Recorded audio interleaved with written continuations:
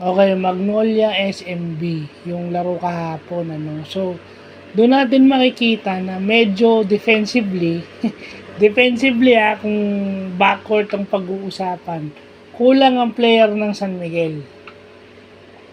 Kasi nung gumamit si Coach Chito ng 3 guard combination, yung tatlong gwardiya na puro birador, Lastimosa, Baroka, tsaka Lee.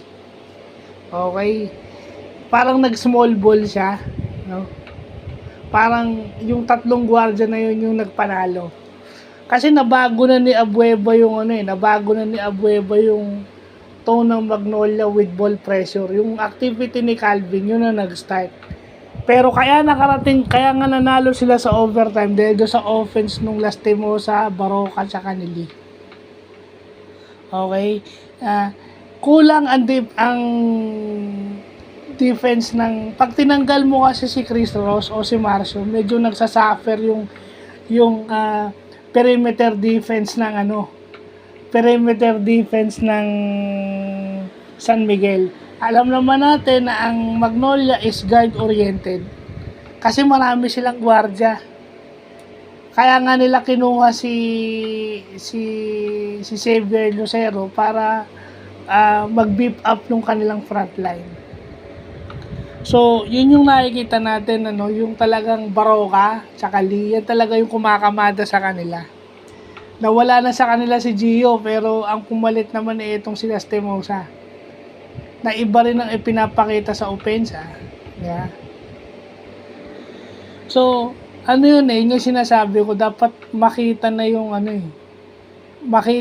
defense ni Wami Chongson, makita yung defense ni Toliano. Kasi offense, wala silang problema. It's their defense. May problema yung depensa. Doon mo makikita yung depensa ng isang gwardiya na hindi ka lang puro shoot ng shoot. Importante rin na may depensa kang ipapakita. Importante may depensa kang ipapakita at may depensa ka na pwedeng itulong sa team. Kasi i-score ka, then i-score yung Baroka sunod-sunod, o i-score yung Lee, o i-score yung Lastimosa na hindi mo pwedeng iwanan. Kasi yun sila lang nagpapasahan Bale nag-aantay na lang si Lucero tsaka si Sanggalang kung magmimintis yung mga yon. Minsan lugi pa sila dahil swerte pa yung Magnolia sa bola. Hindi ka laging over-reliant kay Junmar kasi hindi naman lalabas si Junmar all the way sa perimeter So, kailangan mag-hold up yung depensa mo sa perimeter.